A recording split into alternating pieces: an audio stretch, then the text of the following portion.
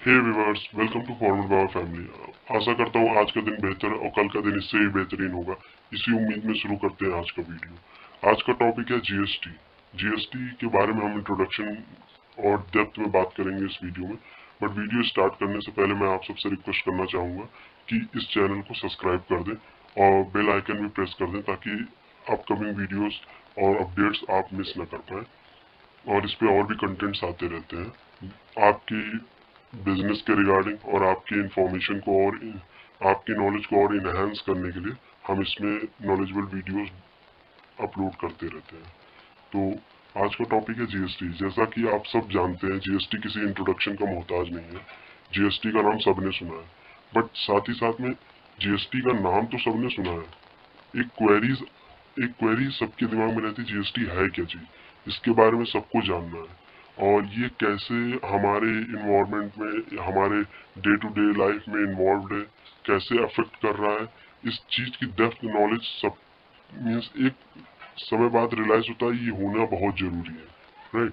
जैसे हमारे कुछ जो कस्टमर्स हैं या फिर व्यूअर्स भी हैं जिन्होंने हमें इंस्टाग्राम फेसबुक पे फॉलो करके रखा है, उनकी भी क्वेरीज आती हैं जीएसटी के बारे में, एक डेप्थ इंफॉर्मेशन दे ताकि हम भी जीएसटी से काफ़ी कुछ मीन्स हमारे प्रैक्टिकल लाइफ में जो चीज़ें चल रही हैं उसको एनालाइज कर सकें। तो इसमें हम आज इस वीडियो में इसी टॉपिक में हम डिस्कस करेंगे। तो सीधे पहले मैं आपको बताना चाहूँगा कि हमारी वेबसाइट है, इस वेबसाइट पे आपको काफ़ी चीज़ें मिल जाती हैं जो formatbaba.com के नाम से है। जीएसटी रजिस्ट्रेशन के डॉक्यूमेंट्स के बारे में आपको पता चल जाता है और कंपनी रजिस्ट्रेशन के बारे में पता चल जाता है। तो इस वेबसाइट पे आप विजिट कर सकते हैं और वेबसाइट के साथ साथ जो भी फॉर्मेट प्रिपेयर कर रहे हो आप, उनके बारे में इसी हमारे यूट्यूब चैनल पर ही आपको डिस्क्राइब किया जाता है वीडियोस में। तो आपको कोई प्रॉब्लम भी नहीं होगी इन फॉर्मेट्स को बनाने में या फिर प्रिपेयर करने में। तो देखिए, अभी हमारी टॉपिक था जीएसटी, तो हम जीएसटी के लिए आपको डायरेक्ट ले चलते हैं जीएसटी के गवर्नमेंट की वेबसाइट पर, gst.gov.in। जीएसटी आया किस लिए, एग्जिस्टेंस में लाने की जरूरत क्यों पड़ी, क्या गवर्नमेंट को पुराने टैक्सेशन पॉलिसीज में कोई प्रॉब्लम फेस करनी पड़ रही थी, क्या हमारे डे टू डे लाइफ में जो इम्पैक्ट हो रहे थे टैक्सेशन को लेकर के और जो पुराने टैक्सेशन पॉलिसीज थी क्या इतनी अप्रोप्रिएट नहीं थी जो जीएसटी लाने की जरूरत पड़ी। इन सभी सवालों का जवाब आज इस वीडियो में हम देंगे। तो पहले मैं आपको बताना चाहूंगा जीएसटी आया कब। जीएसटी एग्जिस्टेंस में तो फ्रांस में बहुत पहले आ चुका था, राइट, बट इंडिया में 2017 में इम्प्लीमेंट किया गया। इम्प्लीमेंट करने की जरूरत क्यों पड़ी, तो इसके लिए मैं बताना चाहूंगा, इससे पहले हम सभी टैक्सेस, जो भी टैक्सेस लगते थे, वो नियरली 17 टाइप्स ऑफ टैक्सेस थे जिनको इम्प्लीमेंट किया जाता था इंडिया में। एक्सरसाइज ड्यूटी अलग लगता था, सेंट्रल टैक्स अलग लगता था, स्टेट टैक्स अलग लगता था, और भी टैक्सेस हैं, वैट अलग लगता था।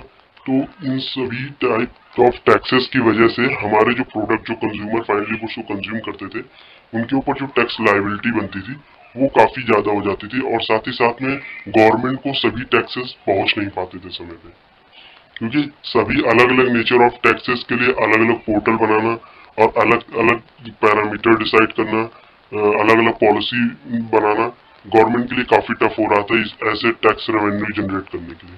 तो मैं आपको एक बताना चाहूंगा कि ये जो पूरा पूरा जीएसटी इम्प्लीमेंट हुआ है, इसके पीछे गवर्नमेंट का कितना एफर्ट रहा है और उसका इम्पैक्ट अभी तक टिल डेट क्या पड़ा है, और इंडिविजुअली एक टैक्स पेयर को, एक बिजनेसमैन को और गवर्नमेंट को, इन तीनों को, क्योंकि यही तीन लोग मिलकर के एक नेशन बनाते हैं। तो इन तीनों पे कैसे क्या इम्पैक्ट पड़ा है, तो इसके लिए मैं आपको गवर्नमेंट द्वारा ये पीपीटी है जो कि गवर्नमेंट ने बनाया था, तो उसी टैक्स को दिखाता हूँ, पीपीटी को दिखाता हूँ कि जैसे वन नेशन वन टैक्स, अभी आपको समझ में आ गया होगा कि जीएसटी मतलब सभी जितने भी टाइप्स ऑफ टैक्सेस थे सबको हटा करके गवर्नमेंट का कहना है सिर्फ एक tax, GST, goods and service tax. कोई वैट नहीं, कोई सेल्स एक्सरसाइज ड्यूटी नहीं, कोई किसी भी प्रकार के कोई भी टैक्सेस नहीं देने, आपको सिर्फ जीएसटी देना।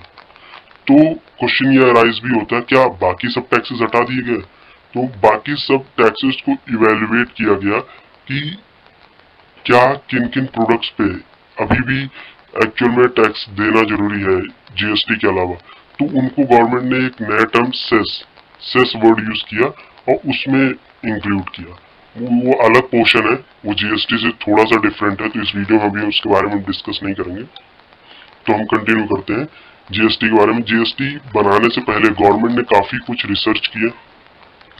गवर्नमेंट का ये काफी लंबा प्रोजेक्ट था और काफी लंबे समय से इस पे इवेल्युएशन हो रहा था। ऐसा नहीं कि 2017 में ही इसको डायरेक्ट इम्प्लीमेंट कर दिया गवर्नमेंट आते ही बीजेपी की, बट ये इससे पहले नियरली 10 साल से इस पे स्टडी किया जा रहा था, क्योंकि इंडिया की इकोनॉमी मिक्स्ड इकोनॉमी है।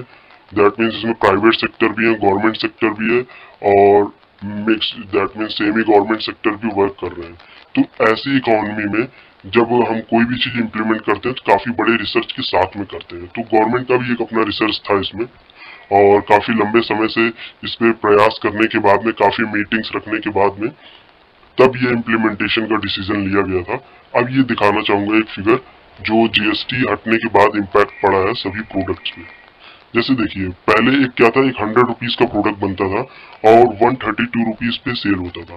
जिसके बीच में जो टैक्सेस लगते थे आप देख सकते हैं। सर्विस टैक्स अलग लग रहा है, वैट अलग लग रहा है, सीएसटी सेंट्रल सेल्स टैक्स अलग लग रहा है, एंट्री टैक्स अलग लग रहा है, एक्सरसाइज ड्यूटी अलग लग रहा है।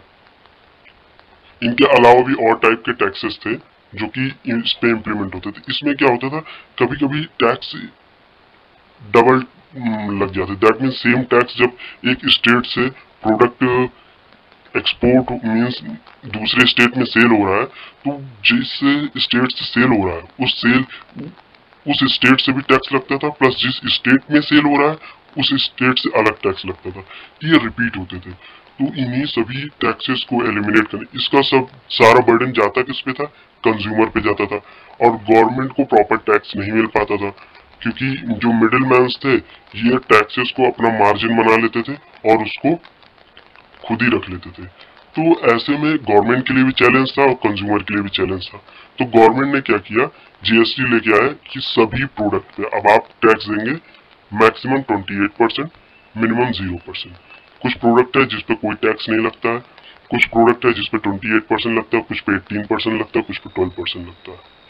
और भी ये जो टैक्स का वेरिएबल है ये अलग अलग वे में अलग अलग तरीके से हो जाता है। जैसे मैं उदाहरण के तौर पे एक छोटा उदाहरण देना चाहूंगा गारमेंट्स का। गारमेंट्स अगर आपका 1000 से कम का प्रोडक्ट है तो आपका 5% टैक्स लगता है। अगर वही 1000 क्रॉस करता है तो आपका 12% टैक्स हो जाता है। तो ऐसे ही अलग अलग तरीके से गवर्नमेंट ने डिसाइड किया है कि जीएसटी किस किस पैरामीटर पे कब कब कहाँ कैसे कैसे इम्प्लीमेंट होगा। अब यहाँ पे तो आप देख ही सकते हैं, दूसरा ग्राफ चार्ट भी है कि कैसे जीएसटी बेनिफिशियल है। अब वैट की बात करते हैं। वैट कुछ चीजों में अभी भी नहीं हटाया जा सका है, जैसे आपका एल्कोहल, राइट, एल्कोहल से वैट नहीं हटा है और पेट्रोल से नहीं हटा है, क्योंकि इन सब पे डायरेक्ट कमांड है सेंट्रल का और ये इन सब पे जीएसटी इम्प्लीमेंट नहीं हो पा रहा था, इसलिए अभी भी इन सब पे वैट कॉन्सेप्ट चल रहा है। बात करते हैं क्यों लेना चाहिए जब आपका बिजनेस इतना अच्छा नहीं फ्लरिश कर रहा है या फिर आपका भी टर्नओवर बहुत ज्यादा नहीं है, तो आपको जीएसटी क्यों लेना चाहिए।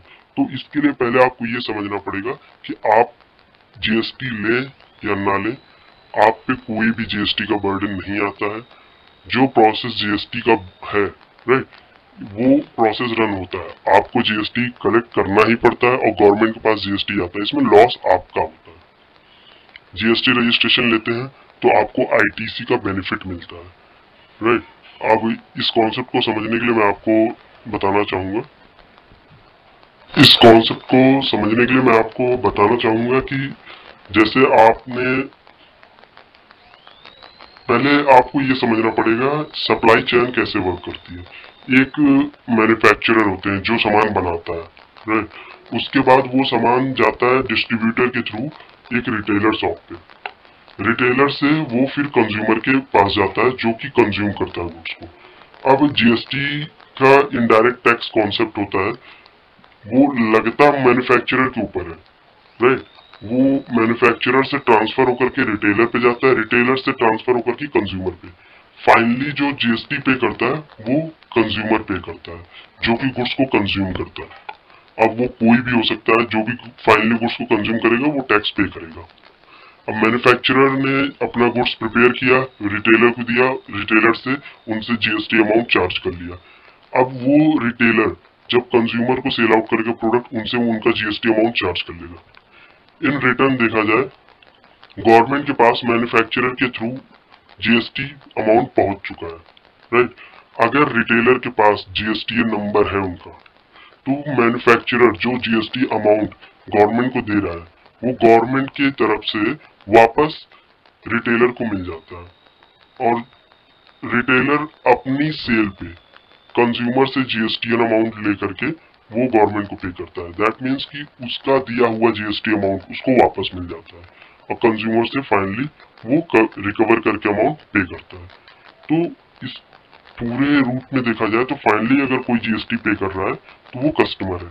अब being an small business owner, आपको लग रहा है कि आप जीएसटी कस्टमर से ही जब कंज्यूम कर रहे हैं तो सरकार को क्यों दें, और नहीं भी देते हैं तो आप छोटे बिजनेसमैन है, 40 लाख से कम का आपका बिजनेस चल रहा है, और तो इतना मैंडेटरी भी नहीं है और गवर्नमेंट बाउंड भी नहीं करती आपको जीएसटी रजिस्ट्रेशन लेने के लिए, फिर भी आप क्यों लें। तो इसके लिए मैं आपको एक फिगर समझाना चाहूंगा कि जब भी आप जीएसटी नंबर लेते हैं तो आपके लिए कुछ दरवाजे खुल जाते हैं बीइंग एन बिजनेसमैन, कि आप अपने बिजनेस को बड़ा कर सकते हैं। क्योंकि छोटे स्तर पे जब आप बड़े कदम लेने का निर्णय लेते हैं तभी बड़ा बन पाते हैं। तो आप ये सोचिए कि आपके पास एक कोई बड़ी अपॉर्चुनिटी, अच्छी अपॉर्चुनिटी आती है और बड़ी डील करने का मौका मिलता है आपको कि हाँ आपका बिजनेस ग्रो हो सके। उस मोमेंट पे जब सामने वाली पार्टी का डिमांड होता है, आपके पास जीएसटी नंबर है, तब आप जीएसटी की रिक्वायरमेंट को समझते हैं, और नहीं भी समझते हैं क्योंकि आपको बेनिफिट मिला ही नहीं, तो आप उसके लॉस के बारे में कैसे अज्यूम करेंगे कि वो आपका लॉस हो चुका है। एक्चुअली पहले उसको अवेल कीजिए, उस बेनिफिट को, उस मौके को उठाइए, तब आपको समझ में आएगा कि उसका फायदा कितना मिलता है बिजनेस में। ऐसे ही बिजनेसेस ग्रो करते हैं जिनको अपॉर्चुनिटी ही नहीं दिख रही है, जिनको मौका ही नहीं दिख रहा है, कि मौका होने के बावजूद वो कैसे महसूस करेंगे हाँ वो मौका था। तो जिन्हें नहीं देखना उनके लिए मौका दिखता ही नहीं है। हम चलते हैं दूसरे कॉन्सेप्ट पे, इसी की बात करते हैं कि जीएसटी के पॉइंट ऑफ व्यू से गवर्नमेंट ने कितनी ग्रोथ की है। तो अब हम बात करते हैं स्टैटिक्स की।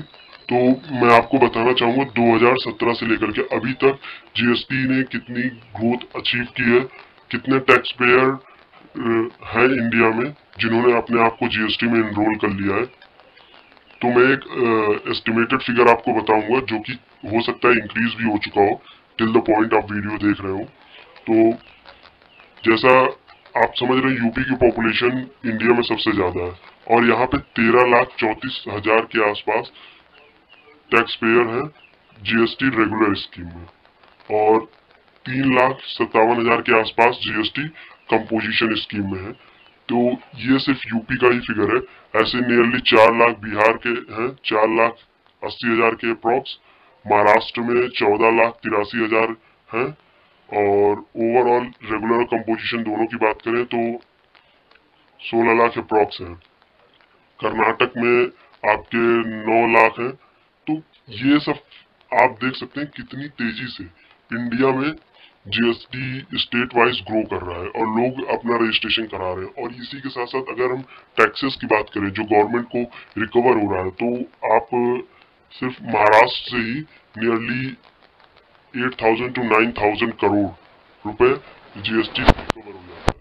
तो ये फिगर जो है दिखाता है कि जीएसटी से कितना रेवेन्यू जनरेट हुआ है, और इसी रेवेन्यू से गवर्नमेंट इंफ्रास्ट्रक्चर डेवलप करने में और बजट्स पास करने में लगा रही है। तो ये शो करता है कि देश का डेवलपमेंट हमारे टैक्स जो हम पे करते हैं उसी पे होता है और उसी के बिहाफ पे होता है। ये तो नेशन की बात हुई, गवर्नमेंट को जो बेनिफिट है, और हमने बता दिया आपको रिटेलर्स कैसे जीएसटी रजिस्ट्रेशन करके अपना दिया हुआ टैक्स भी वापस पा सकते हैं आईटीसी के रूप में। तो ये सब ओवरऑल बेनिफिट्स हैं।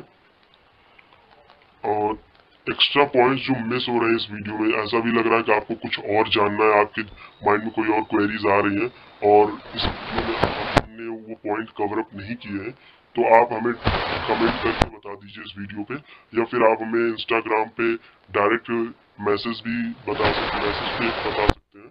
हम वहाँ पे आपको रिस्पॉन्स कर देंगे। अगर हमसे आप डायरेक्ट कनेक्टेड होना चाहते हैं, या फिर चाहते हैं कि आप ऑन कॉल हमसे कोई कंसल्टेंसी या फिर कोई क्वेरी रिजॉल्व कर, क्योंकि मैसेज के थ्रू सभी चीज़ें पॉसिबल नहीं हो पाती, तो हम आपको कांटेक्ट भी कर लेंगे। आप हमें हमारे यहाँ पे अपना नंबर, कांटेक्ट नंबर भेज दीजिए अपने क्वेरी के साथ में, हम आपको उसके रिगार्डिंग कॉल बैक कर लेंगे। या तो आज के लिए बस इतना ही। हम अभी इस वीडियो को यहीं पे एंड करते हैं। Take care, bye bye. Hello everyone, मैं अमित ठाकुर और आज के इस वीडियो में समझेंगे जीएसटी का रजिस्ट्रेशन कैसे किया जाता है, गुड्स एंड सर्विस टैक्स का रजिस्ट्रेशन। अब न्यू प्रोसेस क्या है, पहले भी मैंने इस पे वीडियो बनाई थी पर वो 2020 में बनाया था, तो वो प्रोसेस अब थोड़ा पुराना हो चुका है। जो अभी हम करके देखेंगे लेटेस्ट प्रोसेस है। क्या नया एड ऑन हुआ है, कैसे क्या स्टेप्स है, सारा प्रैक्टिकल लाइव करके देखेंगे रजिस्ट्रेशन कैसे किया जाता है। तो चलिए स्टार्ट करते हैं, क्योंकि टाइम ज़्यादा वेस्ट नहीं करना हमें। तो सबसे पहले वेबसाइट तो आपने देख ही ली, सिंपल सा कीवर्ड डालोगे आप गूगल पे जीएसटी। जैसे ही जीएसटी डालोगे, जीएसटी डालते के साथ सबसे पहली वेबसाइट आएगी ये वाली। आपको इसी वेबसाइट को ओपन करना है, कोई दूसरी वेबसाइट ओपन नहीं करनी है, ठीक है। इसको ओपन कर लोगे आप। इसको ओपन करने के बाद आपके सामने ये डिस्प्ले आ जाएगी। डिस्प्ले आने के बाद आपको सिंपली नीचे स्क्रॉल करना है। स्क्रॉल करने के बाद ये देखिए यहाँ पे आ रहा है tax payer, register now, register now. तो यहाँ पे आपको कंफ्यूज नहीं हो रहा है। आपको जो करना है as a taxpayer register करना है, जीएसटी टैक्स प्रैक्टिशनर का रजिस्ट्रेशन नहीं करना है आपको, ठीक है। तो आप क्या करो, टैक्स पेयर पे रजिस्टर नाउ पे क्लिक करो। रजिस्टर नाउ पे क्लिक करने के बाद सबसे पहले यहाँ पे आपसे पूछा है कि आप क्या है, तो आप यहाँ पे करिए टैक्स पेयर पे सिलेक्ट कीजिए। आप अपना स्टेट सेलेक्ट कीजिए, जो भी आपका स्टेट है। स्टेट सेलेक्ट करने के बाद डिस्ट्रिक्ट आपका क्या पड़ रहा है, उसके बाद legal name of the business as per PAN. तो जो आपके पैन कार्ड पे नाम है वो डालना है। यहाँ पे बहुत से लोग कंफ्यूज हो जाते हैं कि नाम मेरे को यहाँ डालना क्या है। तो यहाँ पे जो भी आपके पैन पे नाम है वो डाल देना। आपका जो भी पैन नंबर है वो यहाँ पे टाइप करना है आपको नीचे। उसके बाद आपको अपनी ईमेल आईडी, मोबाइल नंबर, इसके बाद प्रोसीड, ये सारी डिटेल फिल करने के बाद जैसे ही आप प्रोसीड करेंगे आपके मोबाइल नंबर और ईमेल दोनों पे एक एक ओटीपी आएगा। आपको अपना ओटीपी यहाँ पे फिल करना है। फिर प्रोसीड, ओटीपी डालने के बाद प्रोसीड, जैसे ही आप ओटीपी डाल दोगे प्रोसीड हो जाएगा। आपके सामने ये डिस्प्ले आएगी। आपको फिर इसके बाद क्या करना है, ये जो टीआरएन नंबर है इसको कॉपी कर लेना है। वैसे ही आपके ईमेल और मोबाइल पे भी भेज दिया जाता है, फिर भी आप यहाँ से कॉपी कर लो, क्योंकि हमें यहीं से प्रोसीड करना है, ठीक है। प्रोसीड कर लिया। अब इसके बाद यहाँ पे प्रोसीड पे क्लिक किया और जो आपने कॉपी किया टीआरएन नंबर वो यहाँ पे पेस्ट कर दो। पेस्ट करने के बाद आप यहाँ पे फिल कर दो। फिल करने के बाद प्रोसीड करने के बाद फिर से आपके मोबाइल और ईमेल दोनों पे सेम ओटीपी गया होगा। आप दोनों में से किसी भी एक का ओटीपी यहाँ पे फिल कर दो। ओटीपी फिल करने के बाद प्रोसीड करने के बाद अब ये हमारे पास फॉर्म ओपन हो गया। अब यहाँ पे हमें पूरा काम करना है, काफ़ी ज़्यादा काम होता है, तो इसको ध्यान से देखना। पूरा प्रोसेस बहुत इम्पोर्टेंट होता है यहाँ पे। तो इस पे आप एक्शन पे क्लिक करो। एक्शन पे क्लिक करने के बाद सबसे पहले यहाँ पे आपसे ट्रेड नेम पूछ रहा है आपका, तो ट्रेड नेम डालना है आपको। जो भी आपका को अपनी फॉर्म का नाम रखना है वो डाल देना है यहाँ पे। यहाँ पे आपसे आपका बिजनेस टाइप पूछता है कि आपकी जो फॉर्म है वो किस टाइप की है। तो यहाँ पे आपको सिलेक्ट करना है कि आपकी किस टाइप की फॉर्म है, पार्टनरशिप है, प्राइवेट लिमिटेड है, प्रोप्राइटरशिप है, क्या है। मैक्सिमम केसेस में प्रोप्राइटरशिप ही बनती है। तो यहाँ पे आप प्रोप्राइटरशिप क्लिक पे सिलेक्ट करना। डिस्ट्रिक्ट आपका ऑटो सिलेक्टेड आएगा। उसके बाद यहाँ पे पूछा है आपसे कि रीज़न फॉर रजिस्ट्रेशन, तो यहाँ पे रीजन डाल दीजिए। आपको जो भी सिलेक्ट करना है, मैं ले लेता हूँ, मेरे को इंटर स्टेट सप्लाई करनी है इसलिए मैं रजिस्ट्रेशन ले रहा हूँ। और मेरे को ये जीएसटी का रजिस्ट्रेशन कब से चाहिए, 1 अप्रैल से, कि मेरा जो रजिस्ट्रेशन है वो 1 अप्रैल से शो करे। यहाँ पे कोई आपका ऑलरेडी रजिस्ट्रेशन हो रखा है तो वो आप यहाँ पे डाल सकते हो, ठीक है। इनमें से किसी भी चीज़ में आप ऑलरेडी रजिस्टर्ड हो तो आप यहाँ पे डाल सकते हो। नहीं हो तो ये कोई मैंडेटरी नहीं है, इसको आप छोड़ दो। उसके बाद save and continue. Save and continue करने के बाद यहाँ पे आपका ये डिटेल्स फिल आएगी। उसके बाद आपको यहाँ पे फादर नेम फिल करना है, डेट ऑफ बर्थ, इसके बाद यहाँ मोबाइल नंबर, ईमेल आईडी। इसके बाद आपको अपना जेंडर सेलेक्ट कर लेना है। यहाँ पे प्रोप्राइटर डालोगे आप। इसके बाद आपके पास DIN नंबर है तो DIN नंबर मेंशन कीजिए, नहीं तो ये मैंडेटरी नहीं है। जिन पे बस रेड मार्क ये लगा हुआ है ना, ये देखिए रेड डॉट जो बना है, ये सारे मैंडेटरी है, बाकी में ऑप्शनल है। अगर आपके पास है तो डालिए, नहीं है तो कोई ज़रूरत नहीं है, ठीक। तो यहाँ पे हमने अपना बस ये डाल दिया। उसके बाद यहाँ पे आपको एड्रेस डालना है। एड्रेस किसका डालना है, यहाँ पे अभी जो एड्रेस डालना है आपके प्रोप्राइटर का जो रेजिडेंस एड्रेस है वो डालना है। तो यहाँ पे आप अपना पूरा एड्रेस फिल कर देना। जिन जिन में रेड मार्क है वहाँ पे आपको कॉलम फिल करने मैंडेटरी है, तो ये सारा कर देना आप फिल। उसके बाद आपसे बोलेगा एक यहाँ पे नीचे, यहाँ पे पासपोर्ट साइज फ़ोटो अपलोड करने को, तो यहाँ पे आप वेबकैम से भी कर सकते हो और चूज़ फाइल करके भी। फाइल में ध्यान रहे आपके जो फॉर्मेट है जेपीजी का होना चाहिए, और जो इमेज का साइज़ है, आपकी फ़ोटो का साइज़ है, वो 100 KB से ज़्यादा का नहीं होना चाहिए। तो हम यहाँ पे अपनी फ़ाइल अपलोड कर लेते हैं।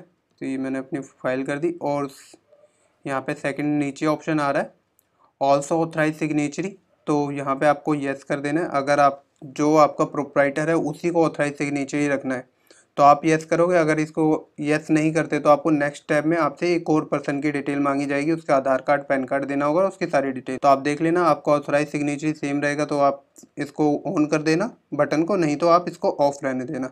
मेरे केस में सेम है तो इसलिए मैं इसको येस कर रहा हूँ। इसके बाद save and continue. Save and continue कर दिया था मैंने, इसलिए ये सारी डिटेल्स मेरी ऑटो फिल आ रही है। अगर मैं उसको वहाँ पे बटन को ऑन नहीं करता, ग्रीन वाले बटन को, तो यहाँ पे मेरे को सेकंड पर्सन की डिटेल्स फिल करनी होती है जो मेरा ऑथराइज सिग्नेचर रहेगा। यहाँ पे कुछ नहीं करना। जब थर्ड टैब में आ रहे हो 1 2 थर्ड टैब पे आपको बस थर्ड टैब में इस पे प्राइमरी ऑथराइज सिग्नेचरी के चेक बॉक्स पे क्लिक कर देना है, और इसके बाद यहाँ पे सेव एंड कंटिन्यू कर देना है। ऑथराइज रिप्रेजेंटेटिव में इसमें भी आपको कुछ नहीं करना, सेव एंड कंटिन्यू। अब यहाँ पे आपसे प्रिंसिपल प्लेस ऑफ बिजनेस पूछा जा रहा है, तो यहाँ पे जो आपका मैन्युफैक्चरिंग यूनिट या ऑफिस जो भी है, रजिस्टर्ड ऑफिस एड्रेस जो आपको दिखाना है, वहाँ का एड्रेस आपको यहाँ पे देना है। तो यहाँ का जो एड्रेस रहेगा मैं वही फिल कर देता हूँ यहाँ पे जल्दी से। तो यहाँ पे हमने अपना पूरा एड्रेस फिल कर दिया। इसके बाद यहाँ से आपसे आपका जुडिक्शन पूछ रहा है कि आपको अपना जुडिक्शन वार्ड लेना है, तो जो भी आपका जुडिक्शन वार्ड है वो सिलेक्ट कर लो आप इसमें से। इसके बाद कमिस्ट्रेट आपका क्या पड़ रहा है, बेस्ट, उत्तम नगर, और ये मेरा आ गया रेंज। इनमें से एक तो मेरा 129 है, ये आएगा। ठीक है, पहले यहाँ पे ये ऑटोमेटिकली फिल नहीं आता था, इसमें बहुत सारे आते थे तो हमें यहाँ पे सेलेक्ट करना होता था, बहुत कन्फ्यूज़न रहती थी। तो ये इन लोगों ने एक नया अपडेट डाल दिया है। अब ये हमारा यहाँ पे डिटेल्स हो गया, अब एड्रेस फिल कर दिया हमने, डिटेल्स हो गई। अब यहाँ पे आपको प्रूफ देना है, जो आपने ऊपर डॉक्यूमेंट एड्रेस दिया है प्रिंसिपल प्लेस ऑफ बिजनेस का, उसका नीचे आपको प्रूफ देना है। तो सबसे पहले तो सिलेक्ट करना है आपका जो प्लेस है वो क्या है, आपने लीज पे ले रखा है, ओन है, रेंटेड है, शेयर है, अदर जो भी है, तो वो आप सिलेक्ट कर लो। अगर ओन है आपका तब तो आपके इलेक्ट्रिसिटी बिल से ही सिर्फ काम हो जाएगा। अगर आपका रेंटेड है तो वहाँ पे रेंटेड में आपका रेंट एग्रीमेंट भी लगाना पड़ेगा, और जिस हिसाब से आपका प्रॉपर्टी है उसके सपोर्टिंग डॉक्यूमेंट आपको देने पड़ेंगे। तो हमारे केस में ऑन प्रॉपर्टी है तो मैं यहाँ पे इलेक्ट्रिसिटी बिल अटैच कर रहा हूँ। यहाँ पे मैंने सेलेक्ट किया और ये मैंने अपनी इलेक्ट्रिसिटी बिल को अपलोड कर दिया। सेकंड टैब में भी मैं इलेक्ट्रिसिटी बिल ही अपलोड करूँगा। यहाँ पे मेरा इलेक्ट्रिसिटी बिल अपलोड हो गया। अब यहाँ पे पूछा है नेचर ऑफ बिजनेस एक्टिविटी क्या है, तो nature of business activity factory and manufacturing है हमारी, तो मैंने फैक्ट्री एंड मैन्युफैक्चरिंग कर दिया। यहाँ पे एक्सपोर्ट इंपोर्ट भी हम कर सकते हैं इन फ्यूचर, तो मैंने इसलिए इसको सिलेक्ट कर लिया। यहाँ पे ये जो बटन दिख रहा है आपको, have additional place of business, अगर आपको एडिशनल आपके जो बिजनेस के प्लेसेस है, एडिशनल मतलब एक से ज़्यादा ऑफिसेस या यूनिट्स है वो है, तो यहाँ पे यस कीजिए, नहीं तो इसको ऑफ रहने दीजिए, और इसके बाद यहाँ से सेव एंड कंटिन्यू कर दीजिए।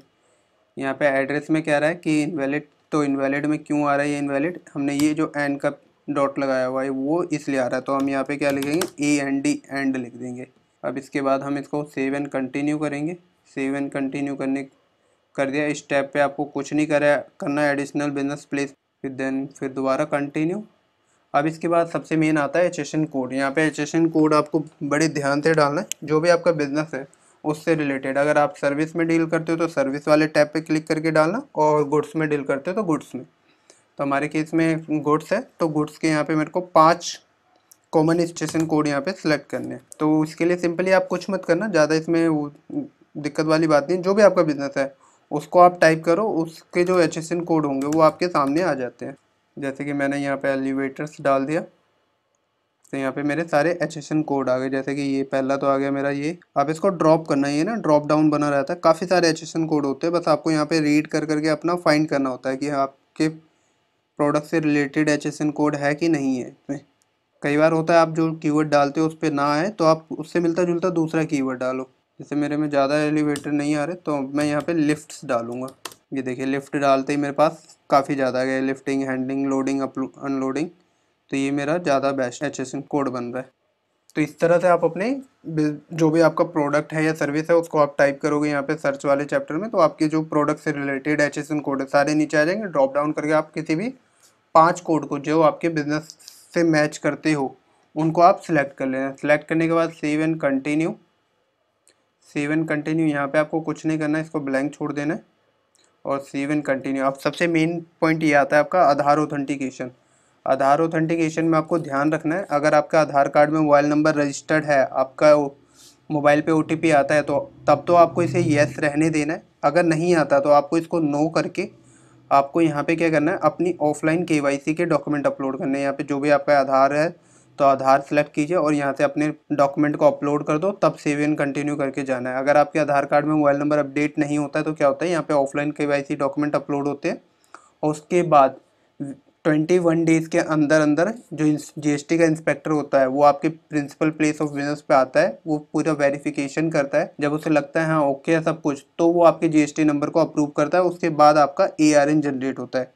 अगर टैक्स ऑफिसर आपका 21 दिन के अंदर अंदर नहीं आता है तो 22वें दिन वो डीम्ड अप्रूव्ड कर दिया जाता है, डीम्ड आपका ARN जनरेटेड हो जाता है। तो अभी हमारे केस में क्या है, आधार कार्ड में मोबाइल नंबर रजिस्टर्ड है तो हम यस करेंगे। और आधार कार्ड में मोबाइल नंबर रजिस्टर्ड होना ज़्यादा बेस्ट होता है, क्योंकि आधार कार्ड में जब अगर हमारा मोबाइल नंबर रजिस्टर्ड होता है तो हमारा जो GST नंबर है वो जल्दी आ जाता है। 7 से 10 दिन के अंदर अंदर हमारा GST नंबर अप्रूव होके आ जाता है। अगर नहीं होता तो यही प्रोसेस हमारा विद इन 1 मंथ का हो जाता है, जब अगर हमारे आधार कार्ड में हमारा मोबाइल नंबर अपडेट नहीं होता तो इसके लिए कोशिश कीजिए, अगर आपके आधार कार्ड में मोबाइल नंबर अपडेट नहीं है तो अपडेट करा के फिर अप्लाई कीजिए, क्योंकि इसके बाद यहाँ पे हम यस कर ले रहे हैं। यस करने के बाद save and continue.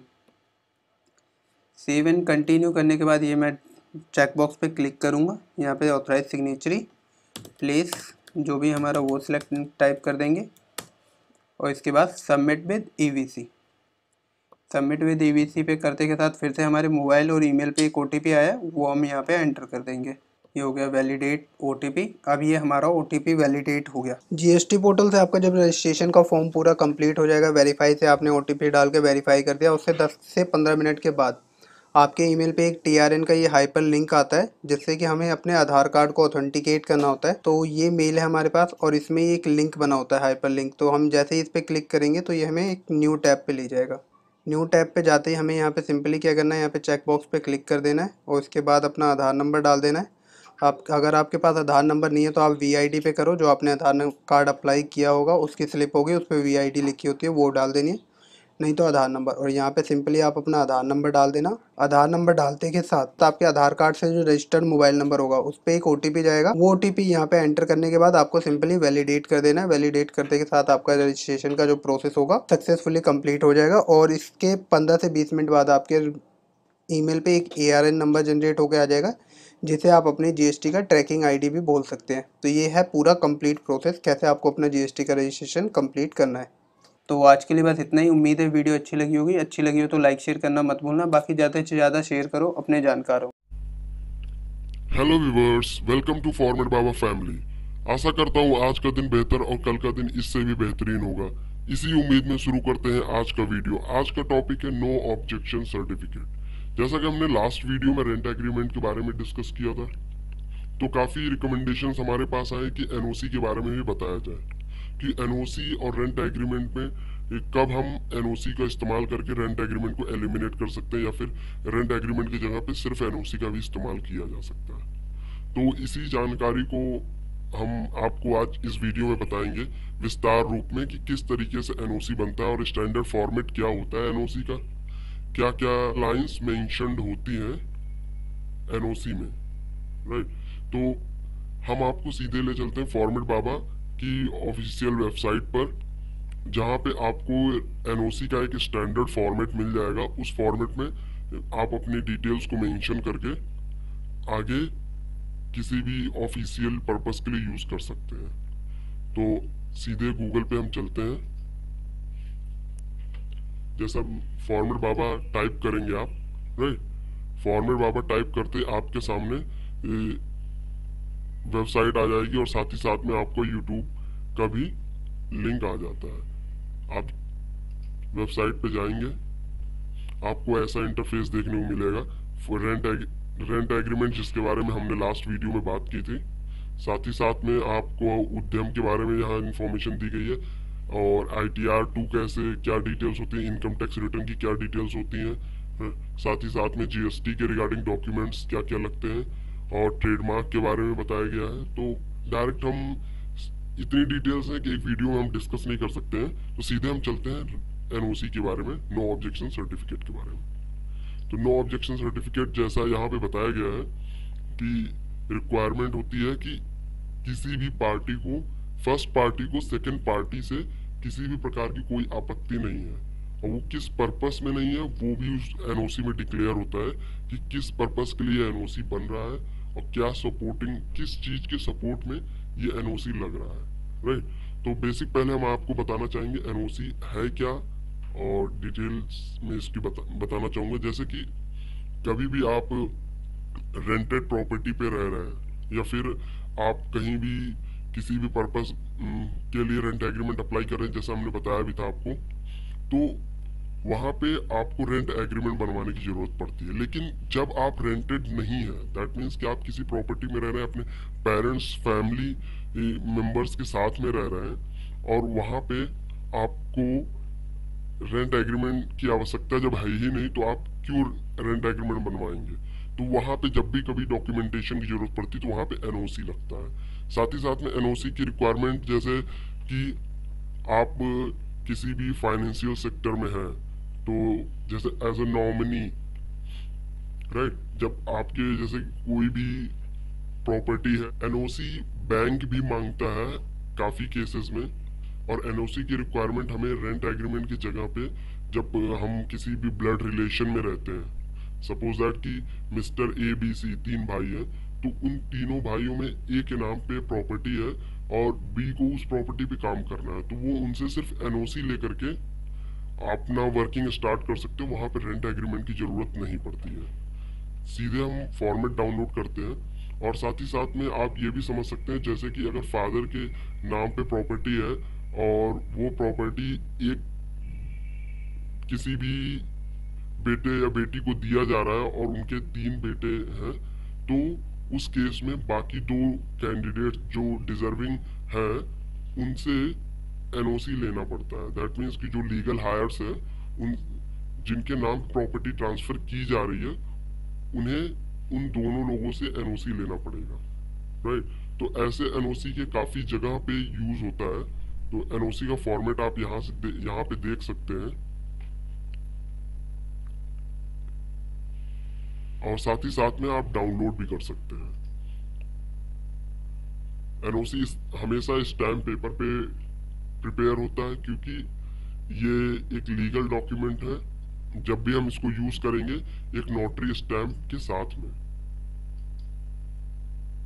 Format download हो गया है हमारे सामने, चलते हैं हम आपको दिखाते हैं फॉर्मेट कैसा होता है और कैसे हम प्रिपेयर कर सकते हैं इसके। जैसा फॉर्मेट हमारे सामने खुल के आ चुका है, तो हम बताएंगे इसमें क्या क्या कंटेंट्स आप मेंशन कर सकते हैं और क्या क्या एडिटिंग कर सकते हैं इस फॉर्मेट को डाउनलोड करने के बाद। जैसा कि ओनर नेम, जो प्रॉपर्टी की ओनर है, राइट, एक पार्टी होगी जो ओन करती होगी, या फिर प्रॉपर्टी ट्रांसफर हो रही है,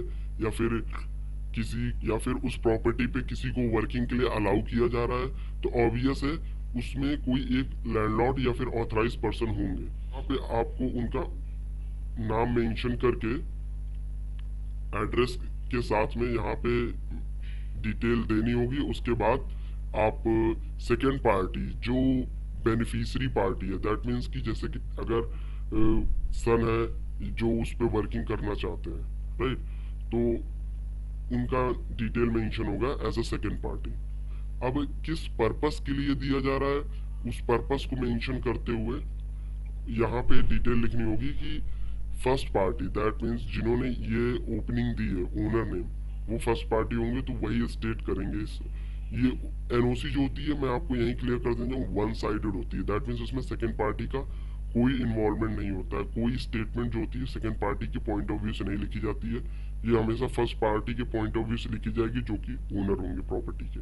ये क्योंकि फर्स्ट पार्टी की ऑथराइजेशन होता है, ये इसमें सभी लाइनें फर्स्ट पार्टी के पॉइंट ऑफ व्यू से, जैसे ये इसमें लिखा हुआ, I further state that I have no objection if my son Vijay, जैसा कि विजय नाम के कोई पर्सन है, राइट, और एबीसी कंपनी का नाम है, वो वर्किंग पर्पस के लिए यूज कर रहे हैं, तो इसीलिए अपने बेटे को एक फादर एनओसी दे रहे हैं, तो ये उसका एक फॉर्मेट है, ठीक है।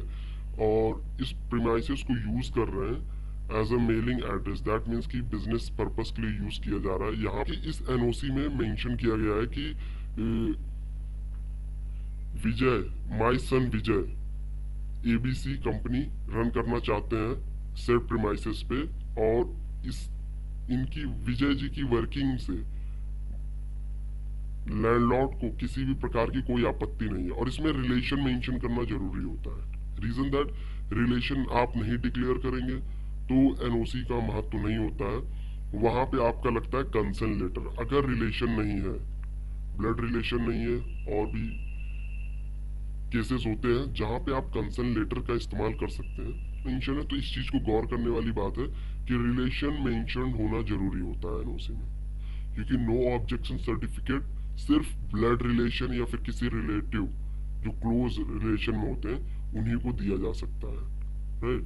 तो एक फादर अपने बेटे को दे सकता है, एक ग्रैंडफादर, आप ये समझ लीजिए ब्लड रिलेशन के अलावा आप नहीं दे सकते हैं नो ऑब्जेक्शन सर्टिफिकेट। अगर नो ऑब्जेक्शन सर्टिफिकेट नहीं दे सकते और रेंटेड प्रॉपर्टी नहीं है, इसके लिए हम आपको अपने आने वाले वीडियोस में बताएंगे कि आप कंसर्न लेटर का इस्तेमाल कर सकते हैं वहां पे, राइट। कंसर्न लेटर और एनओसी समझने में दोनों एक चीजें लगती हैं, बट टोटली डिफरेंट है। कंसर्न लेटर की क्या अहमियत है और कहाँ कहाँ इस्तेमाल कर सकते हैं, ये हम आपको आने वाले वीडियो में बताएंगे। हम बात कर लेते हैं, हम इसको कितने रुपए के स्टैम्प पेपर पे बनवा सकते हैं और क्या नोटरी ऑफिसर का स्टैंप होना जरूरी है। तो बताना चाहूंगा कि नोटरी ऑफिसर का स्टैंप होना जरूरी है, क्योंकि जो भी डॉक्यूमेंट हम स्टैंप पेपर पे प्रिपेयर करते हैं वो सभी डॉक्यूमेंट्स एक ऑफिसर, नोटरी ऑफिसर के देख रेख में बने होने चाहिए, नहीं तो गवर्नमेंट उसको कंसीडर नहीं करता है। क्योंकि स्टैम्प पेपर इजीली अवेलेबल हो जाते हैं, कोई भी खरीद सकता है, लेकिन नोटरी ऑफिसर वो पर्सन असाइंड है गवर्नमेंट द्वारा जो इसको लीगल करते हैं। आपने अगर नोटरी ऑफिसर का स्टैंप नहीं लिया है तो ये आपका डॉक्यूमेंट एक्सेप्ट नहीं किया जा सकता है। अगर कहीं पे एक्सेप्ट किया जा रहा है, दैट मीन्स उन्होंने आपके नोटरी स्टैंप को नजरअंदाज किया है, राइट, बट ये लीगल नहीं होता है उस केस में। इसको आप 50 रुपए के स्टैंप पेपर पर प्रिपेयर कर सकते हैं नॉर्मली, और साथ ही साथ में आप नोटरी स्टैम्प पेपर के लिए आप ऑनलाइन वेबसाइट्स पे भी विजिट कर सकते हैं, जिसके बारे में हम और भी आने वाले वीडियोस में बताएंगे। और धीरे धीरे आपको और भी इंफॉर्मेशन मिलती रहेगी, जैसे आप हमारे और वीडियोस देखेंगे तो आपको पता चल जाएगा कि लीगल डिटेल्स में आप कैसे गेट इनटू हो और कैसे अपने आप को दूसरों के फ्रॉड से बचा लें, राइट। तो यहाँ पे आप सीधे डिटेल मेंशन करेंगे, ओनर का नाम मेंशन करेंगे और ओनर का साइन ले लेंगे, क्योंकि हमने आपको पहले बताया इसमें सेकंड पार्टी का कोई इन्वॉल्वमेंट नहीं होता है, तो सेकंड पार्टी का साइन वैसे ले लीजिएगा, बट अगर नहीं भी मेंशन रहता तो कोई दिक्कत नहीं है। कंप्लीट वीडियो देखने के लिए धन्यवाद। ऐसे ही और भी इंटरेस्टिंग लीगल वीडियोस देखने के लिए हमारे चैनल को सब्सक्राइब कर लें, लाइक कर दें और बेल आइकन भी दबा दें, ताकि ऐसे और वीडियोस आपको नोटिफिकेशन के थ्रू मिलते रहें। साथ ही साथ में हमारे सोशल मीडिया वेबसाइट जैसे इंस्टाग्राम, फेसबुक पे भी आप हमको फॉलो कर सकते हैं, वहां पे भी आपको अपडेट्स मिलते रहेंगे और वहां पे आपके मैसेजेस का इंस्टेंट रिस्पांस मिलता है। और जो जो सर्विसेज चाहिए होती हैं आपको, जिनके बारे में और डिटेल्स जानकारी चाहिए होगी, वो आप हमको बताते रहिए, हम वीडियो भी लेके आएंगे उसके बारे में, और साथ ही साथ में आपको इंडिविजुअली गाइड भी करेंगे। तो आप डिस्क्रिप्शन में लिंक्स अवेलेबल है, वहां से चेकआउट कर सकते हैं। धन्यवाद। Hello viewers, welcome to format Baba family. उम्मीद करता हूँ आज का दिन बेहतर होगा और कल का दिन इससे भी बेहतरीन। इसी उम्मीद में शुरू करते हैं ये वीडियो। आज का टॉपिक है रेंट एग्रीमेंट। रेंट एग्रीमेंट के बारे में सबको पता होगा मोस्टली कि रेंट एग्रीमेंट एक एग्रीमेंट है, राइट। रेंट एग्रीमेंट लैंडलॉर्ड और किराएदार के बीच में तैयार किया जाने वाला स्टैम्प पेपर पर एक एग्रीमेंट है, जिसमें कुछ क्लॉज लिखे रहते हैं। क्लॉज का अर्थ ये रहता है कि मकान मालिक को किराएदार के होने पे किसी प्रकार की आपत्ति ना हो, और कल को किराएदार की किसी भी बिहेवियर की वजह से अगर किसी प्रकार का लॉस बियर करना पड़ रहा है तो उन सभी जो रेंट एग्रीमेंट प्रिपेयर करते हैं इसमें ये सभी पॉइंट्स मेंशन होते हैं, ताकि किसी भी पार्टी को, चाहे किराएदार हो या फिर लैंडलॉर्ड हो, आगे चल के किसी भी तरीके की प्रॉब्लम्स ना आए। और ये पूरी डॉक्यूमेंट स्टैम्प पेपर में प्रिपेयर किया जाता है नोटरी ऑफिसर की देख रेख। तो रेंट एग्रीमेंट के बारे में बेसिक इन्फॉर्मेशन हमने आपको बता दिया। बेहतर जानकारी के लिए हम आपको अपनी वेबसाइट formatbaba.com पे लेके चलते हैं। सीधे आपको वेबसाइट पे अगर जाना है, गूगल ओपन करके आप फॉर्मेट बाबा टाइप करें, राइट।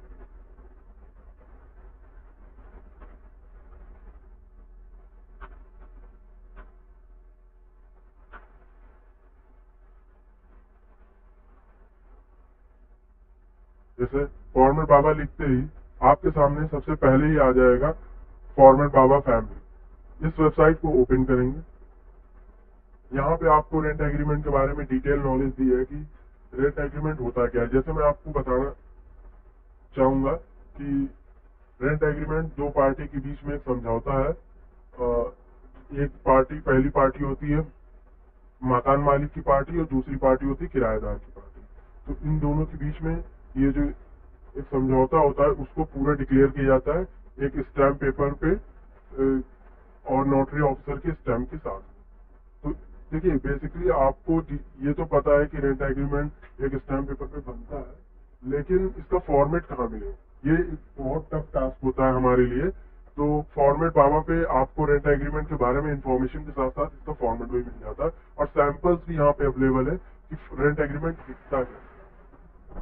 जैसे कि आप ये सैंपल देख सकते हैं, 20 रुपए के स्टैम्प पेपर पे नॉर्मल सा एक रेंट एग्रीमेंट बनाया गया है और इसके साथ ही साथ में यहाँ पे आपको रेंट एग्रीमेंट के बारे में जानकारी भी बताई गई है। रेंट एग्रीमेंट आपको यहाँ से देख सकते हैं रेंट किस केस में इंक्रीज किया जाता है और कैसे क्या होता है, और रेंट एग्रीमेंट 11 मंथ का ही क्यों होता है।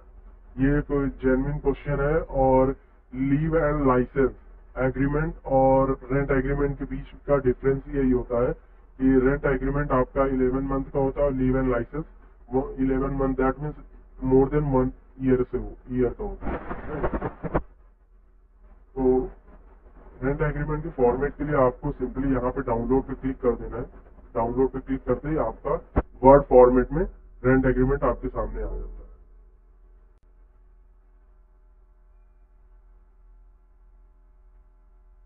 जैसा फॉर्मेट हमारे सामने आ चुका है, हम इसको चेकआउट कर लेते हैं।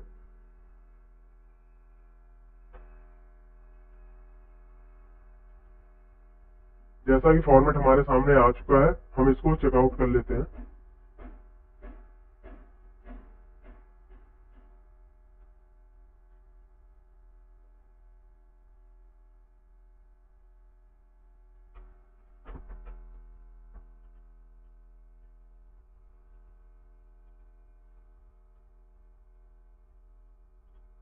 देखिए, जैसा कि हमारे सामने रेंट एग्रीमेंट ओपन हो गया है, हमने डाउनलोड किया है formatbaba.com से, तो हम देख सकते हैं इसमें यहाँ पे सीधे होता है रेंट एग्रीमेंट के पहले आप फर्स्ट पार्टी पहले ये बताएंगे कि रेंट एग्रीमेंट बन कहाँ पे रहा है, जो एड्रेस है आपका और किसके बीच में बन रहा है।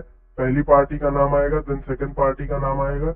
अगर आप अपने बिजनेस पर्पस के लिए बनवा रहे हैं, जैसे आपको जीएसटी रजिस्ट्रेशन के लिए अप्लाई करना है या फिर आप अपने कंपनी फॉर्मेशन के लिए, तो अगर कंपनी का केस है तो कंपनी के नाम पे बनेगा, क्योंकि सेपरेट लीगल एंटिटी कॉन्सेप्ट एक लॉ होता है जिसका हम आगे चल के और भी वीडियोस में हम जिक्र करते रहेंगे। क्योंकि सेपरेट लीगल एंटिटी कॉन्सेप्ट के बारे में सबको पता होना चाहिए कि अगर कोई कंपनी या फिर कोई प्राइवेट संस्थान बन गई है तो वो बाय लॉ आर्टिफिशियल पर्सन घोषित कर दिया जाता है। तो अगर पहली पार्टी में वो आप पर्सन का नाम लिखेंगे जो लैंडलॉर्ड है, सेकंड पार्टी में अगर आप इंडिविजुअल है अपने नाम से लेना है तब का नाम लिखेंगे, अगर कोई कंपनी का नेम है तो कंपनी का नाम लिखेंगे।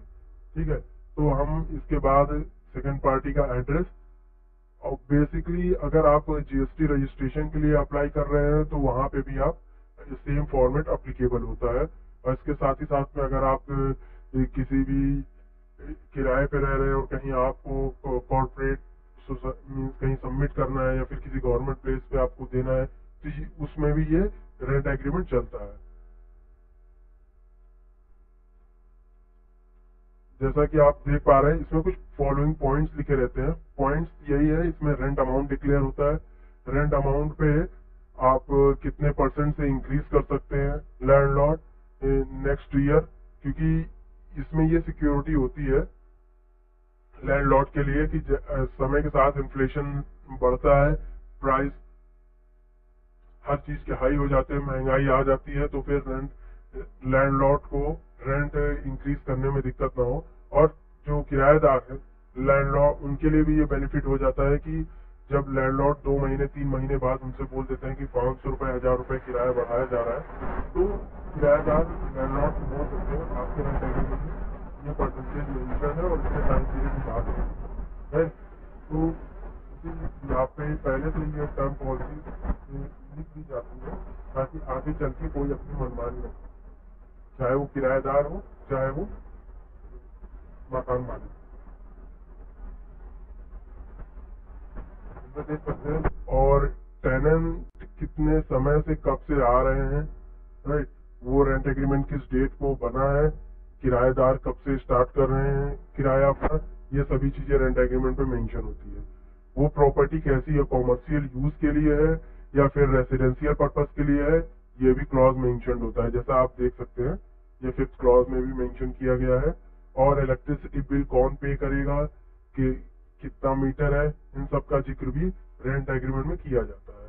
डिपेंड करता है, आप कुछ अगर चीजों को मेंशन नहीं करना चाहते और आपको इम्पोर्टेंट नहीं है तो इसमें कुछ पॉइंट्स मिस कर सकते हैं। दैट मीन्स आप इसको एलिमिनेट निकाल सकते हैं इस एग्रीमेंट से, लेकिन नॉर्मली एक आइडियल रेंट एग्रीमेंट में ये सब पॉइंट्स रिक्वायर्ड होते हैं।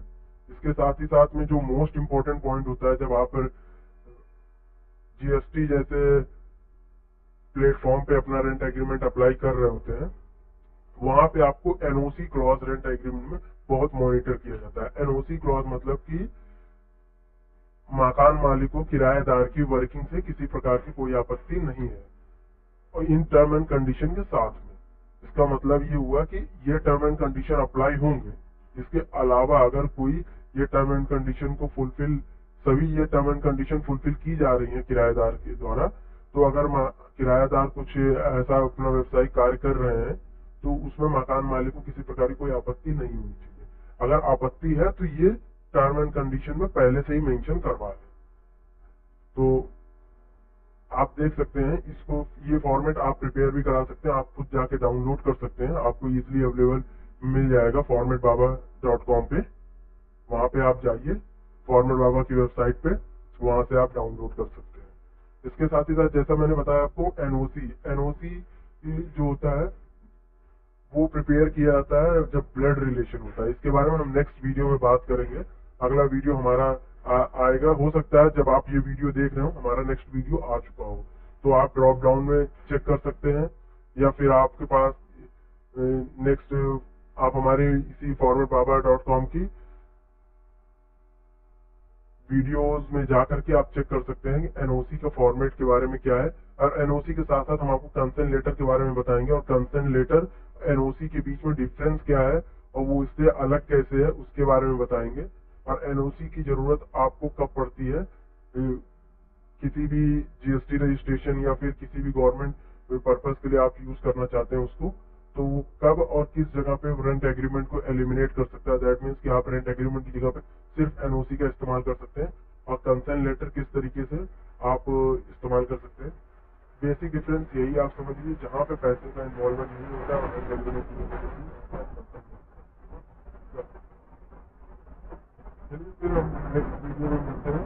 आज मैंने बताया फॉर्मेट बाबा का वीडियो देखने के लिए धन्यवाद, और नीचे बेल आइकन है, सब्सक्राइब कर दीजिए ताकि नेक्स्ट वीडियो जब आए आपको उसका अपडेट मिलता रहे और आपको ऐसे नए नए कंटेंट्स मिलते हैं।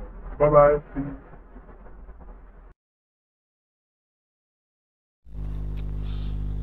नमस्कार दोस्तों, स्वागत करते हैं आपका फॉर्मेट बाबा के यूट्यूब चैनल पर। तो आज के वीडियो में हम बात करेंगे डिक्लेरेशन ऑफ ऑथराइज्ड सिग्नेटरी के बारे में। क्या होता है डिक्लेरेशन ऑफ ऑथराइज्ड सिग्नेटरी, चलिए इसे जानते हैं। पहले मान के चलिए आपकी कोई प्राइवेट लिमिटेड फर्म है, या फिर आपकी कोई एलएलपी फर्म है, या आपकी कोई पार्टनरशिप फर्म है। तो इनमें कई डायरेक्टर होते हैं, कई पार्टनर्स होते हैं, इनमें से लेकिन सिर्फ कोई एक ऑथराइज सिग्नेटरी बन सकता है। जब आप किसी को डिक्लेरेशन देते हैं कि हम 5 पार्टनर मिलके इस एक पर्टिकुलर पार्टनर को जीएसटी के लिए ऑथराइज्ड कर रहे हैं, तो वो होता है डिक्लेरेशन ऑफ ऑथराइज सिग्नेटरी। मतलब आपकी कंपनी में जितने भी डिसीजन होंगे वो पर्टिकुलर पर्सन ही लेंगे, जो सिग्नेचर होंगे वो पर्टिकुलर पर्सन ही करेंगे। तो चलिए पहले मैं आपको बता देता हूँ कि इसका फॉर्मेट आपको कहाँ मिलेगा। तो फॉर्मेट के लिए आप डायरेक्ट गूगल पे हमारा वेबसाइट पर सर्च कर सकते हैं फॉर्मेट बाबा। जैसे ही आप सर्च करेंगे देखिए सबसे पहले आपको हमारी वेबसाइट देखने को मिलेगी, सेकंड पे आता है हमारा इंस्टाग्राम पेज, देन थर्ड पे आपको देखने को मिलेगा हमारी वीडियोस का एक लिंक, देन हमारे यूट्यूब चैनल का लिंक। तो आपको सिंपली हमारी वेबसाइट पर क्लिक करना है, देन उसके बाद हमारी वेबसाइट ओपन हो जाएगी।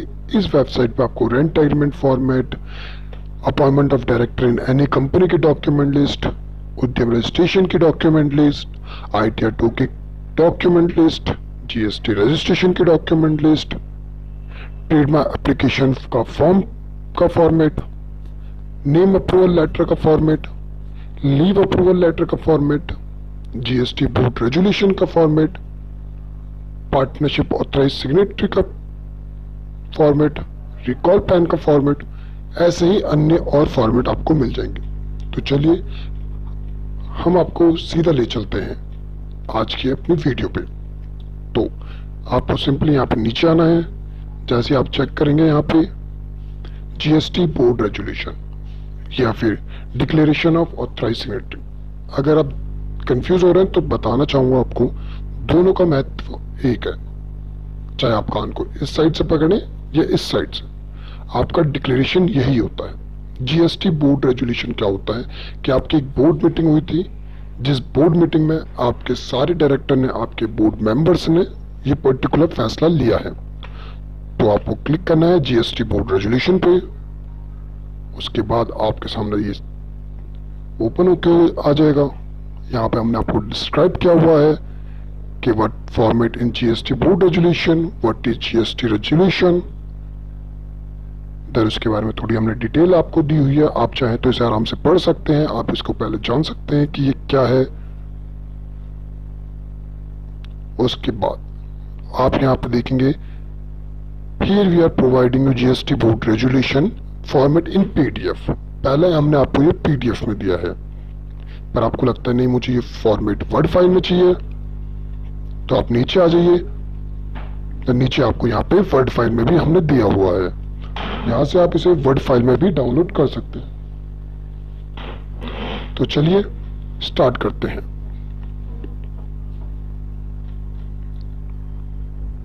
तो सिंपली मैं यहाँ से इसे डाउनलोड करूंगा वर्ड फाइल में।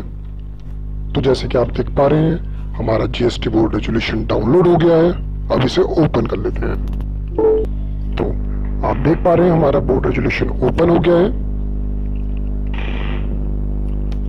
सबसे पहले मैं आपको कुछ क्लियर करना चाहता हूं, जब भी आप कोई बोर्ड रेजुलेशन लेते हैं तो वो हमेशा आपको अपनी कंपनी के लेटर हेड पे लेना होता है। इस बात को हमेशा याद रखिएगा। देन ये आप यहाँ पे पढ़ सकते हैं, सारी चीजें हमने मेंशन की हुई है। आपको जो चेंजेस करनी है वो बता देता हूँ। कंपनी नेम पे आप अपनी कंपनी का नेम रखिए, कहीं ये ना हो कि आपने फॉर्मेट डाउनलोड किया और आपने इसी को प्रिंट करा और इसे सबमिट कर दिया। तो पहले अपनी कंपनी नेम चेंज कर लीजिएगा, फिर हेल्ड ऑन डेट सेलेक्ट कर लीजिएगा, डेट सेलेक्ट कर लीजिएगा, किस टाइम पे आपकी मीटिंग हुई है ये सिलेक्ट कर लीजिएगा। देखिए जरूरी नहीं है कि आपसे कोई इसका प्रूफ मांगे कि आप मुझे एक ऐसा कोई प्रूफ दीजिए जिसमें आपकी कोई बोर्ड मीटिंग हुई थी। इसे आप अपनी तरह से एडिट कर सकते हैं। तो यहाँ पे आता है resolve that the board of director do hereby appoint authorised partner name. Authorised partner मान के चलिए एक कंपनी में ABCDE 5 पार्टनर है, तो ABCD ने मिलकर ये रिजॉल्व किया है कि जो E है यहाँ पे आएगा E का नाम, जो E पार्टनर है हमारे, ये हमारे ऑथराइज सिग्नेटरी बनेंगे। उनकी डेजिग्नेशन क्या है वो यहाँ पे मेंशन करेंगे। Of the company of authorise signatory for registration of the company of the good and service tax, GST. GST के आप में से शायद से बहुत लोगों को फुल फॉर्म ना पता हो, तो फिर दोबारा हम आपको बताते हैं। इसकी फुल फॉर्म होती है गुड्स एंड सर्विस टैक्स। तो यहाँ पे आपको बस इतनी सी चेंजेस करनी है, उसके बाद आपको नीचे आना है।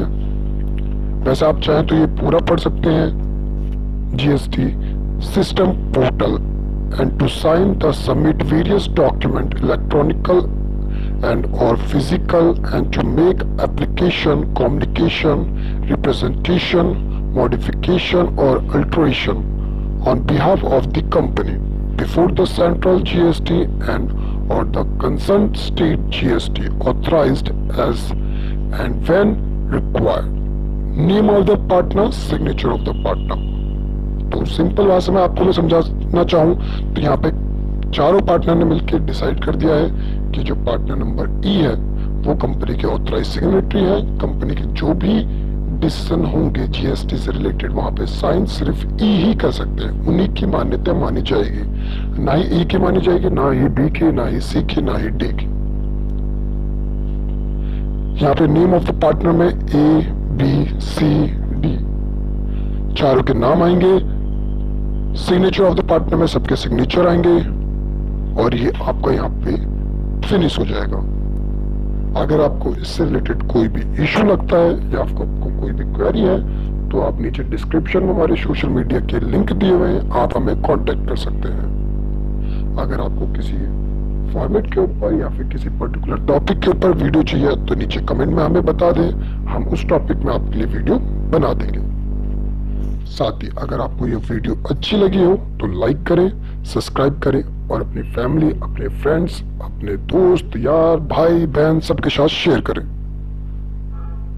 तो खत्म करते हैं आज का ये video. Bye bye and take care.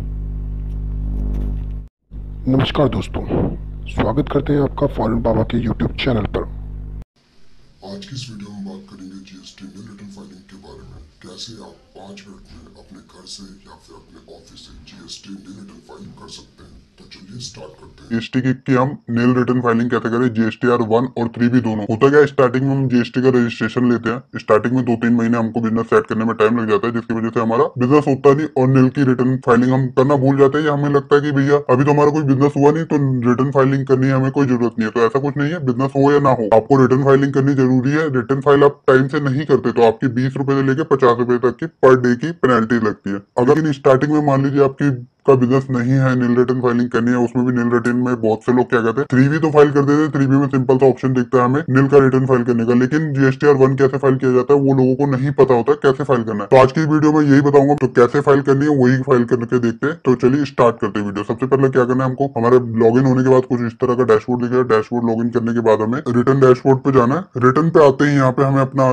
Financial year select कर लेना है, अपना मंथ देख लेना है हमारी कहाँ कब से रिटर्न फाइल नहीं हुई है। ठीक है, यहाँ पे मेरी अप्रैल फाइल है, मई फाइल है, जून फाइल है। देखिए जून फाइल है मेरी, लेकिन यहाँ पे R1 नहीं है। तो बहुत से केसेस में क्या होता है, हमारा जीएसटीआर 1 का हम लोग क्वार्टरली भी फाइल का ऑप्शन ले लेते हैं और बहुत से लोग मंथली भी लेते हैं। आप भी स्टार्टिंग में करेंगे तो क्वार्टरली ऑप्ट करके रखेंगे। आपसे पूछा जाता है यहाँ पे जब आप अपना फाइनेंशियल ईयर जैसे ही सिलेक्ट करेंगे, यहाँ पे आपसे पूछा जाता है कि आपको क्वार्टरली ऑप्शन ऑप्ट करना है या मंथली। तो आप क्वार्टरली ऑप्ट करके रखेंगे, यस पे क्लिक करेंगे, यस करके मंथली कर लेंगे। तो क्वार्टरली में क्या होता है, हमें जब हमारे 3 महीने खत्म हो जाते हैं, जैसे हमारा अप्रैल, मई, जून, जो लास्ट वाला मंथ होता है, उस लास्ट मंथ के एंड होते ही हमें अपनी रिटर्न फाइलिंग डालनी होती है। तो इसमें मैं पहले बता देता हूँ आपको नील की जीएसटीआर 1 की कैसे फाइलिंग करनी है। जीएसटीआर 1 की नील की रिटर्न फाइलिंग करने के लिए आपको सीधा इस पे जीएसटीआर 1 पे क्लिक करना है। जीएसटीआर 1 पे क्लिक करते के साथ आप सीधा आ जाएंगे B2C अदर पे। B2C अदर पे आते ही यहाँ पे आपको एड डिटेल पे क्लिक करना है। एड डिटेल पे क्लिक करते ही प्लेस ऑफ सप्लाई पे सिलेक्ट कर लेना है। अगर आपके नील का केस है तो आप अपना स्टेट सिलेक्ट कर लीजिए। यहाँ पे टैक्सेबल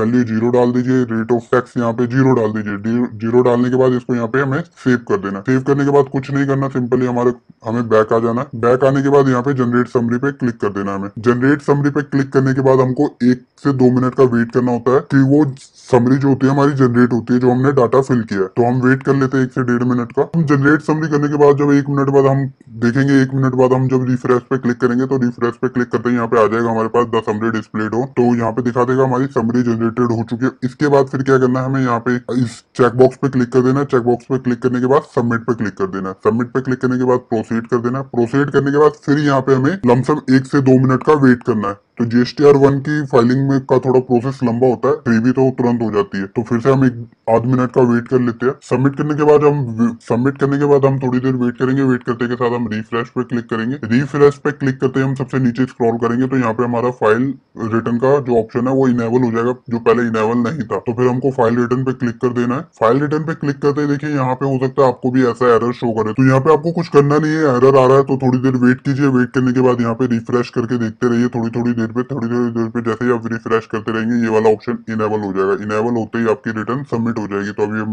वेट कर लेते हैं। वेट करने के बाद हम रिफ्रेश करेंगे, रिफ्रेश करते ही देखिए हमारे पास ये ऑप्शन इनेबल हो गया। यहाँ पे चेकबॉक्स पे क्लिक करना है, यहाँ से हमको ऑथराइज सिग्नेचर सिलेक्ट कर लेना है और सबमिट विद EVC कर देना है। EVC सबमिट करते ही जो भी आपका मोबाइल नंबर और ईमेल आईडी रजिस्टर्ड होगा उस पर OTP आ जाएगा, वो OTP डाल के इसको हमें सबमिट कर देना है। OTP डालने के बाद वेरीफाई पे क्लिक कर दो। तो ये हो गई हमारी GSTR1 की नील रिटर्न फाइलिंग सक्सेसफुली। आप 3B का देख लेते हैं, 3B में तो कोई प्रोसेस नहीं है, GSTR1 में जितना लंबा टाइम लगा है 3B में कुछ टाइम नहीं लगेगा, आधा 1 मिनट पूरा भी नहीं लगेगा हमें 3B के नील रिटर्न फाइल करने में। तो फिर से हमें यहाँ पे अपना फाइनेंशियल ईयर सिलेक्ट कर लेना है। फाइनेंशियल ईयर सिलेक्ट करते हैं हमको अपनी जिस मंथ की नील रिटर्न फाइलिंग करनी है उस मंथ को सिलेक्ट कर लेना है और यहाँ पे ये आ गया हमारा 3B और 3B आते ही यहाँ पे सिंपल सा यहाँ पे एक ऑप्शन आपको सिलेक्ट करना है नील रिटर्न फाइलिंग पे, यस, और यहाँ कर देना नेक्स्ट। नेक्स्ट करते ही चेकबॉक्स पे क्लिक करेंगे, चेकबॉक्स पे ही करके ऑथराइज सिग्नेचर सिलेक्ट करेंगे और सबमिट विद EVC। OTP आ जाएगा, OTP आने के बाद हम अपना OTP डाल के रिटर्न को फाइनली सबमिट कर देंगे। तो ये हो गई हमारी 3B रिटर्न फाइलिंग सक्सेसफुली। तो ये था पूरा प्रोसेस कि GSTR1 और 3B की नील रिटर्न फाइलिंग कैसे करते हैं।